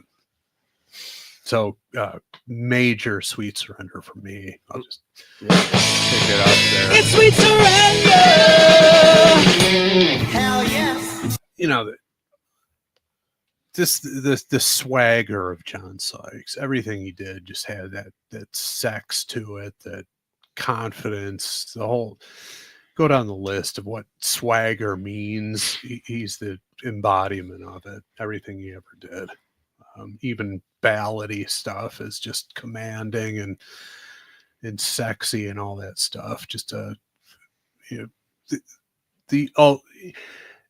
underrated in the grand scheme of things, but like, you know, you think of a guitar hero, he's got everything, you know, the look, the performance style, the playing, everything, the songwriting, yeah, everything. We've talked about background this, yeah. vocals, everything, lead vocals, everything on point. And if anything, he just short circuited his own career because he just kind of shrunk out of after Blue Murder. He just kind of retreated out of the spotlight, and that was 30 some years he was essentially inactive. He could have taken jobs and been a little more high profile, and who knows how close he was to getting the Def Leppard gig, but massive talent. So I'm giving it a Sweet Surrender. It's sweet surrender. Hell yes. What else can you say about this song that hasn't already been said? For the record, Andy's new mantra is going to be "Need to be closer." it's me to the night cookies when everyone goes to Yeah. bed. Me floating down the stairs to the kitchen. It's at work. It'll be like, "Hey, Andy, you done with that editing that video yet? It needs to be closer." Everything that we've said, it's impossible to argue with it. And a thing that I never really noticed before is, the arrangement's pretty interesting, right? It's a very interesting song, the way it's arranged, but also there's always more being added. There's keyboards and different guitars and it's one of those songs that has a lot of life to it. It's not just a, cut and paste kind of thing. Oh no, not by no No. means is it that. Yeah, which is really cool to hear. Just as it goes along, you don't feel like you wasted 6 minutes. Where it should have been 3 or absolutely something not. like that. And as I alluded to earlier, there's so much going on, but it's not this fatiguing wall of sound to listen to. There's space there. Yeah. Interesting dynamics, it takes you on a journey. So just brilliantly created, executed across the board. Now, I do have one criticism, Okay. which I'm sure everyone cares what I have to say about this. Well, it's your show. Yeah, you're Say right. it. I never liked the Whole Lot of Love The section. breakdown. Yeah, well, I didn't like it in A Whole Lot of Love. So Right. in this song, I could do without it, but then I don't know how you get to the bowed guitar section, which is great. I don't know how you get to it without stopping and taking everything down first. Yeah, there's a build that has to happen in order to get there. Because if you went right from where it was to the bowed section, it would be weird. Yeah, it'd be a rushed. There's got to be a little downtime if you're gonna pull that off. So I'm saying it's better than Led Zeppelin. Even if it's similar and people felt like it was A rip-off. a rip-off or an homage or whatever, I would agree. I would agree that, but yeah, it works better because it goes somewhere better. You heard it here first. Well, you're not a classic rock guy. We know this. We should do a Whole Lot of Love episode at some point. That would be I interesting. haven't done any Zeppelin. Well, I'll We come with my Cavalier sword and slice it up. All right. Andy owned Led Zeppelin too when he was in like 3rd grade. I too. did. I got it it's as a birthday It's a present. great album. Yeah. Yeah. Andy doesn't appreciate it. You got a lopsided table. It works wonders. It's probably my favorite Zeppelin album. Yeah. Kind of vacillates, but it's a masterpiece, in my estimation. All right. Well, maybe more on that later. We'll see. But it's time to. Well, you'll see. All right, Hammond! I got a question for you. It's that time to decide. Still, The Night is a Rock and Roll Boner Classic is voted by the 3 rock and roll boners in this room. My vote is in. Yeah. This has got to be the easiest. Mine's in also. One of the easiest, fastest. Yeah, we don't have to. second round votes. So I'll just say rock. Whoever wants. Roll. Boner.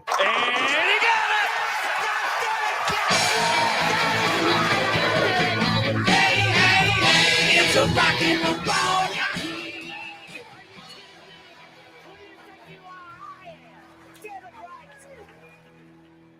If this song isn't associated with a boner, there's something wrong with us and everything Yeah. associated with this program. Hey, it's in the dictionary. It is. This is the song that would be in there. Absolutely. With a boner? Yeah. Just boner the song would be It's this. the audible version of an well. erection is what it is. I see what Jerry said. He's I feel a big beef daddy boner. No, he it's said. Well, Well, he's not even in the fully- room. Fully engorged, no question. Yep. Absolutely no question. mhm. And yeah, great call on the Sykes tribute. I'm glad you did that. So much bonerific stuff from him, but I still my favorite is Cold Sweat, Thin Lizzy. Fucking just badass everything about that. Yeah, and thank you to Tony Griggs for submitting this song on the listeners. Yeah. submission. And Rich.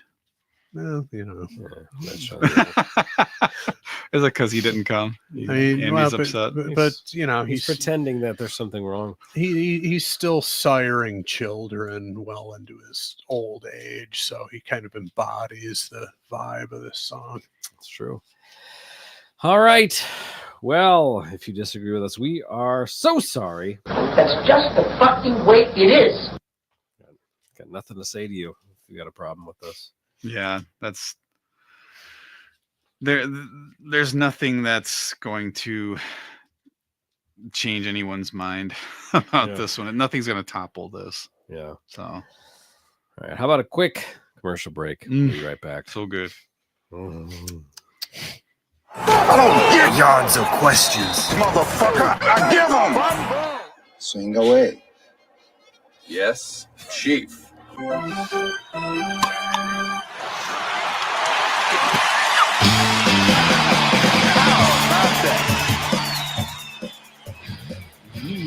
Yes. All right. Let's see what we got here. I think I want to go listen to similar songs to this now. Yeah. On the way home, I might punch up No More Tears. Pay my respects to producers Dwayne Wayne and Chris Parnell. I forgot the names. Chris Parnell. Forget exactly who they were. Basically the same names of the characters and What's Happening. Dwayne and Rerun. And All right. who's the guy with the glasses? Why am I blanking? Raj. Raj. There you go. Yeah, those three guys produced No More Tears. It's an amazing second You career. should take the video of Rerun break dancing and put it over the No More Oh, Tears wow. music and It would work. add it to something. It would work. If you want to stay in the Sykes frame of mind, man, punch up Cold Sweat. I'm not familiar with And it. also another one on this album, Bad Boys, the second track, fucking relentless from start to finish, just badass everything. So I would suggest those two if you want to stay in the Sykes lane, but can't go wrong throwing some Zakk Wylde into the mix. Another guitar player just overflowing with swagger and badassery generally across the board.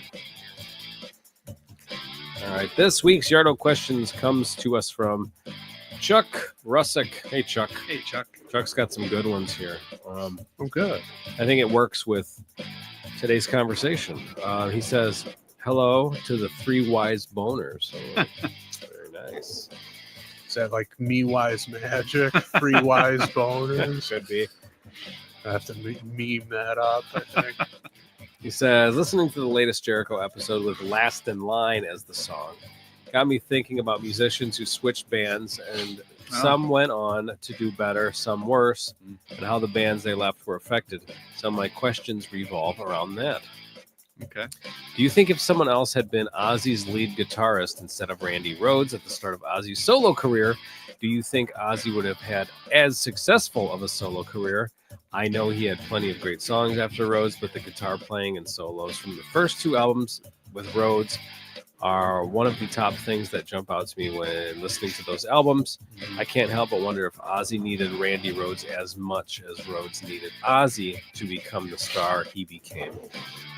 I'm going to say unequivocally yes. I just think you couldn't pull either of those elements out and expect the same result.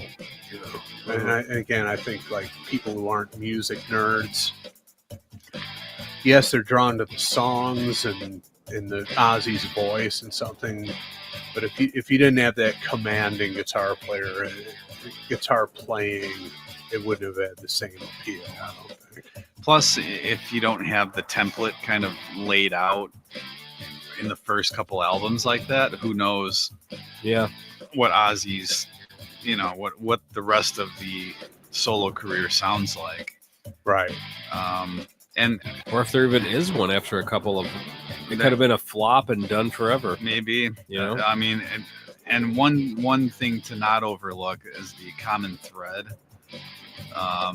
that kept the quality so high, and that's Mr. Bob Daisley. Mm-hmm. And I know the question's not about him, but he was in and out a lot. Always came back. Yeah. Up to a certain point. And No More Tears he was involved with all the way up to that point. So can't overlook that. But yeah, I'm gonna agree with Chris that it was a perfect storm, even all the way with even Lee Kerslake with the role that he played in those first couple albums with filling in for Ozzy as far as writing melodies and things like that. Mm-hmm.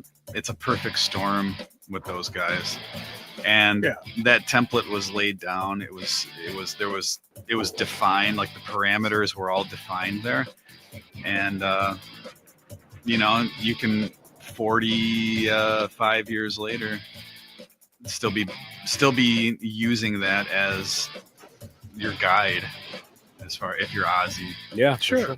So yeah, it would have had some great players, but Randy Rhoads, yeah, absolutely necessary. All right, question 2. Who is a musician that you felt benefited the most from leaving one band / act and either going solo or joining another? And who is a musician you felt hurt themselves the most by leaving a band / act? So who benefited? This is about the individual here. Benefit. Oh, man. Oh, wait, there's a for example. Sorry. Rhodes leaving Quiet Riot and going with Ozzy, or Ozzy getting fired from Sabbath and going solo. Ace leaving Kiss to start his own project. Peter Criss leaving Kiss. Right. Eagles and Beatles breakups, etc. Right. Gotcha. Let me think here.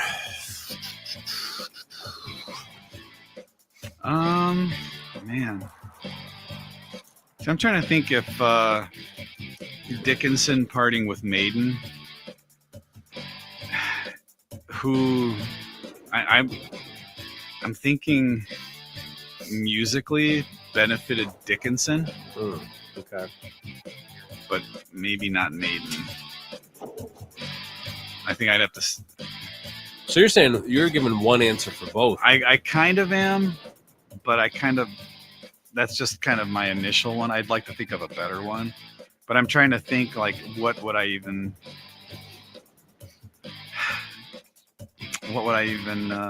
well, no, I guess it wouldn't be this. It wouldn't fit with the question. It would only be who benefited. I'd say maybe not commercially, but musically. I think at that point it was fresh. Yeah. For Dickinson to do what he did with his solo career at that point. Yeah. Commercially, I don't know. But well, commercially, Maiden wasn't. They needed a break. Yeah, and so. I mean, I guess like with Halford when he did Fight, had just a little crazy. I don't know if that's the name of the song, but that's that's the song. It had some pretty heavy radio airplay. Mm-hmm. So I mean, similar kind of thing there, where the bands that they're in maybe they're not having the impact that they did the decade before. Yeah. And then the singer does a solo career, and it's refreshing musically. And in Halford's case, I'd say commercially, right? I mean, Fight was pretty successful. Yeah. For what, one album? 2 albums? I don't even know. I'm not sure. I know one, but I mean, they had the big single, and I don't really know. But as far as someone who left a band and then that ended up being a bad idea, I don't know. I'll pass it to Chris for now if he's got any. Jackie's talking about Robbie Williams here. That takes it down a different road. I'd like to know if Jackie's going to go see the movie where Robbie is played by what the hell a is that? A CGI ape. What are they doing? See, Robbie Williams, he's a risk-taking kind of odd guy. So. But that's his decision? I'm guessing he had something to do with it. But yeah, it's his, I'm going to say biopic. I know it's wrong, but it's his. And he's played by a CGI ape. And everybody else is just a regular actor. Huh. Don't know, but supposedly it's got a few nice write-ups. I don't know. Yeah. Very strange. Maybe it's great. Just puzzling. A puzzling decision, yeah. Yeah. But, not wanting to just stick with the conventional stuff, I guess. Oh man. Well, I'm kind of stuck in guitar player mode here, so the ones that are coming to mind that in terms of benefited, not necessarily, well, definitely not commercially, but I think musically, Jakey Lee he left Ozzy's band and did Badlands. Musically, I think that just was an outstanding move on his part. I love those albums, and he's another one who took decades off out of the public eye, but those Red Dragon Cartel albums are fucking great. Yeah, they are. The second one especially, I've been getting a lot of those songs coming up in my shuffle. Fucking great. Yeah. Really good stuff. So I would say him, and then my all-time favorite rock guitar player, Brian Robertson of Thin Lizzy. He was kicked out of Thin Lizzy because on the verge of their breakthrough tour in America, he got in a bar fight and broke his hand, and they had to call the tour off. And a lot of people point to that as, you know, that was right, like Boys Are Back in Town, that they could never capitalize on the success of that because of that.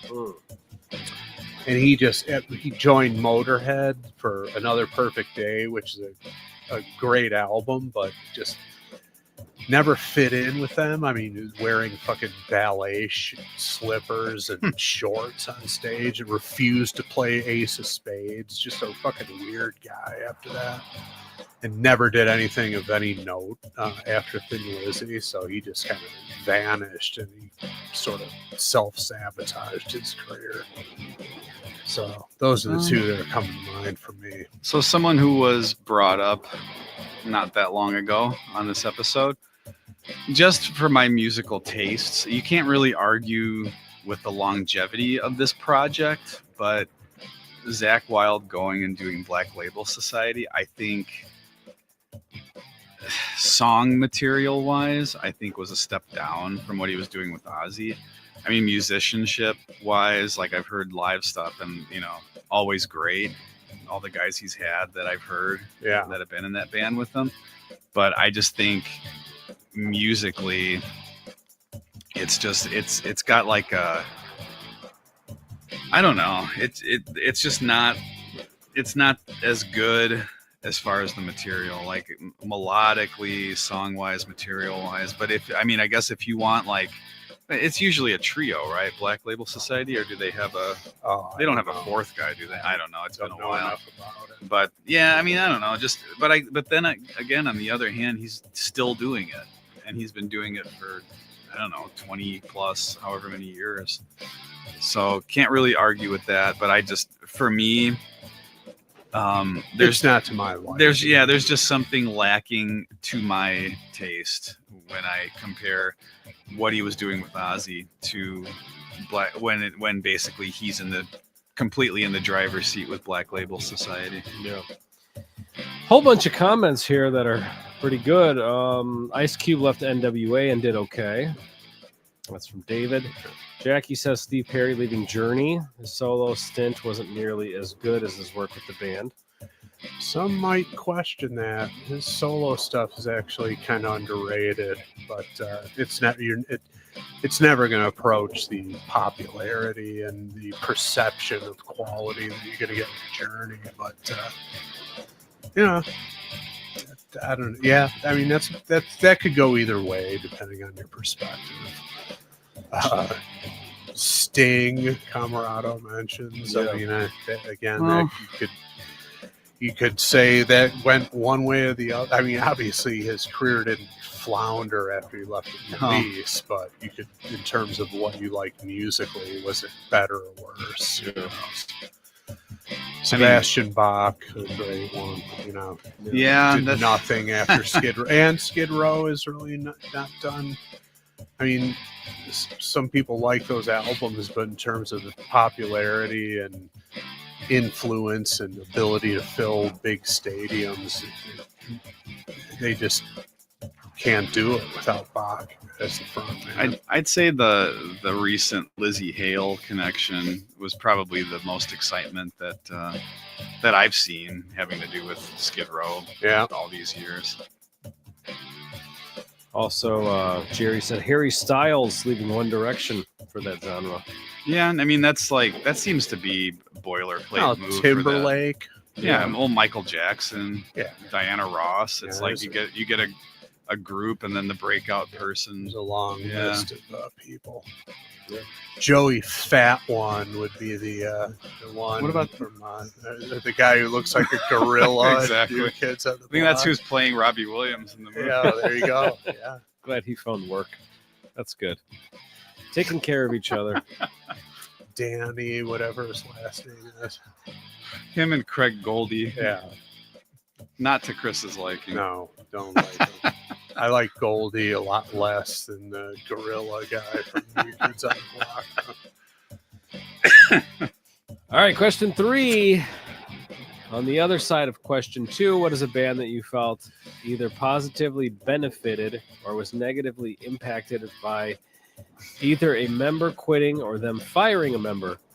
Even though Sabbath had some cool lineups and great songs post Ozzy, I'd be curious to see how they would have done if the original lineup in the 80s. Same with Kiss. Or could Rhodes have helped Quiet Riot make them even bigger had he stayed with them? The world may never know, but it's fun to speculate here in the Boneyard Baby. Thanks for reading these questions, if you get them.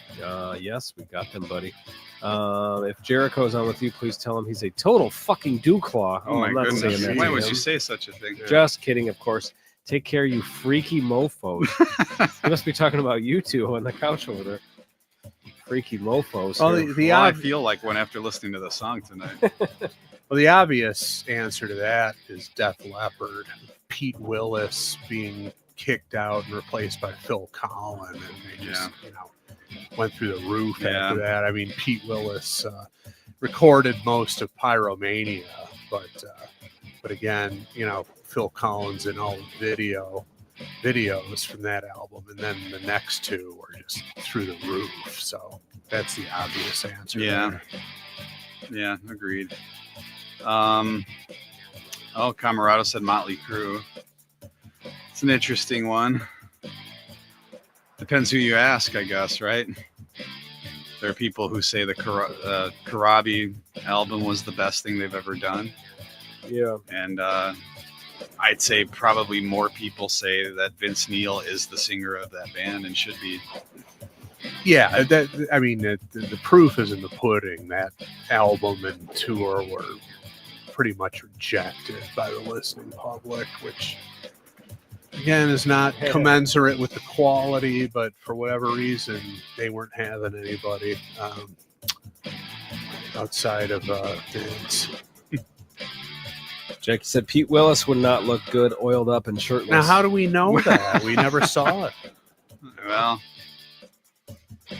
I mean, granted, in the behind the music, he didn't age well, but if had he stayed in the band, maybe you get the benefit of stylists and fitness people and whatnot. Motivation to stay fit. Exactly. Right? Yeah. All right. I don't know. Dennis Stratton out of Maiden. Who was Dennis Stratton? Was that one of the early guitar players? Yeah, Adrian Yeah. Smith replaced him. Okay. Yeah. All right. Yeah, there are a lot, but Yeah. Well, and to bring up Thin Lizzy again, the original trio with Eric Bell as the guitar player did Whiskey in the Jar and The Rocker and a couple other albums and a bunch of songs, and then they, I can't remember if he quit or if he was kicked out, but he was replaced by Scott Gorham and Brian Robertson, and that 4-piece band recorded the iconic 4 or 5 Thin Lizzy albums in a row. So that's another example. All right. Ron McGovney of Metallica being replaced by Cliff Burton. well, I mean, yeah. come on, that's a slam dunk right there. yeah, absolutely. And Mustaine replaced by Kirk Hammett. Well, that one again depends on who you ask. Depends I on guess. who you right, but I mean you can't deny what the trajectory they Yeah. went on after they made those 2 personnel moves. And that one time, the one guy from Megadeth got replaced. I forget which one. Yeah, right. Probably happened during this episode. Yeah. Pete Best, Ringo Starr. I mean, come on. I loved how Pete Best always said that they got rid of him because he was the best looking of the four, which he was, but it's just funny that it's like, yeah, this guy looks great. We don't want him in our band. Yeah, who would ever say Well, it's that? kind of Coverdale kicked Sykes out for being too good looking, probably. Yeah. But that's I don't know. I mean, yeah, Whitesnake, huge, but you'd think like, hey, this guy's the total package, and plus, he's in my band. I want to keep him Pete there. Best has got to do something to make him feel better about what happened. Otherwise, they'll fucking put a noose around his neck. Yeah. I mean, you got booted out of the Beatles. I mean, how do you live with that? The only way to justify it is they kicked me out because I was too good looking. Yeah. It's like something that a wrestler would say. It is. Which is great that Pete Best is. Was he being funny about it or no? I'm not sure. Is he but bitter or is he like laughing about it? I don't know. I just remember seeing like some interviews with them in the past, and it seemed kind of matter of fact about it. Yeah, he certainly was never struck me as being on a Mustaine level of bitterness. No. I mean, that's still other going dimension. On. Yeah, but I'm sure it's some moments of solitude and personal reflection. It's got to be tough to take that you were kicked out of the Beatles. I have an idea. A yard. It's not a Yardo questions, but it's one question. I'm going to throw back at the listeners. Okay. Come up with a band of similar individuals, and Chris mentioned Mustaine. People who were kicked out and to this day still talk about it on Blabbermouth. You can have Mustaine and Bach in there. That's here too. And then just give us a super group of people like that who just all these years later, the main topic of discussion whenever they're interviewed is, hey, so tell us about when you were in that other band, however many decades ago. Yeah. It's like, all right, fine, I'll tell you again. And then try to come up with some sort of new detail that you've never given anybody so we can have a headline. Yeah. What you had on the bus ride home to eat or something. Yeah. So. Ooh, David has a good one there. I'm sorry. I know we're off that question pretty much, but he said Clive Burr. Yeah, that's a touchy one for that's Nick. That's a tough one because I prefer Clive Burr over Nico. Yeah. God bless Nico with all that's going on with him right now. But he's out now, huh? Yeah, he's the health issues forced him out. But and he's legend, obviously, fantastic. But on board for some of their most iconic material. But yeah, Clive Burr was pretty fucking awesome. Yes, he was. Has Maiden? They don't have a tour or anything lined up. Hell yeah, they do. They got a new guy in. Yeah. Oh, they do already. From who was it from? Steve Harris's. That British Lion. Oh, that's who they brought in. Whoever Yeah. the drummer is. It was going to be either him or that new bass player for ZZ Top. They were like, which Yeah, which guy do Elwood. we get? Elwood or this other guy? Or do we get Josh Freeze like everybody else? Yeah, exactly.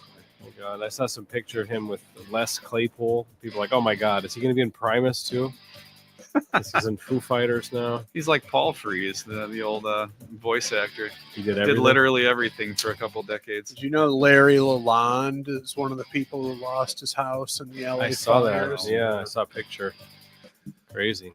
There's one of those situations where there's nothing. It's like a fireplace, and that's it. Whenever something like that happens, you just see the chimneys, Yeah. and that's it. Yeah, that sucks. Yeah, I wonder how many guitars were in that house that went up in flames. it's terrible. All right, well, thank you to Chuck for your Yardo questions. And if you want to submit a Yardo questions, go to potofthunder.com. Oh, there's another answer to that question I just thought of. Chuck Mosley to Mike Patton. Yeah, I mean, that's true. It's a seismic step forward. Yeah, that was big. Yeah, that never would have happened. Yeah, With you Chuck Mosley. ain't getting to where they got with Chuck No, Mosley you're not. as the front man. No. I told you I saw Bad Brains with him as the front man. Yeah, Terrible. Absolutely terrible. He couldn't pull it off, huh? On paper, it sounds interesting. It Visually, probably looks good. Yeah. Not really. No, Visually, was he he- looked like an idiot up there. Really? He really did. He was just, and again, the Bad Brains frontman HR, one of the iconic frontmen of all time. Yeah. To try and replace that and be so bad at it was not good. Yeah. Yeah. Mosley and Goldie should have put a band together and just called themselves the Idiots. Poor Chuck. Pete Best on drums. Yeah. Well, I mean, But Chuck didn't. Was it someone had to quit or not necessarily? It was kicked out or quit, right? Either one. Okay. Yeah. Yeah. I was saying because Chuck didn't leave on his own accord. It was, right. It's a personnel change that either Yeah. Okay. it was for lifted survival. the band to the stratosphere or sent them down the shit pipe. Yeah. Yeah. All right. Adrian Smith lost his house in Oh, the geez. LA fires too. Yeah. Oh. Wild. Yeah. Still going on, huh? To a degree. Is it? Yeah, Or I I don't don't know. know. Did Yeah, they there's get them all or no? I have no idea. There's always something going on in California with that shit. Some bullshit Yeah. happening. All right. Well, thank you for listening. Well, and I guess we'll be back next week with Well, yeah. Lou will be back with us. Don't And if worry. Andy kicks it off. Oh no, That's pressure. that's Dude. pressure. Yeah.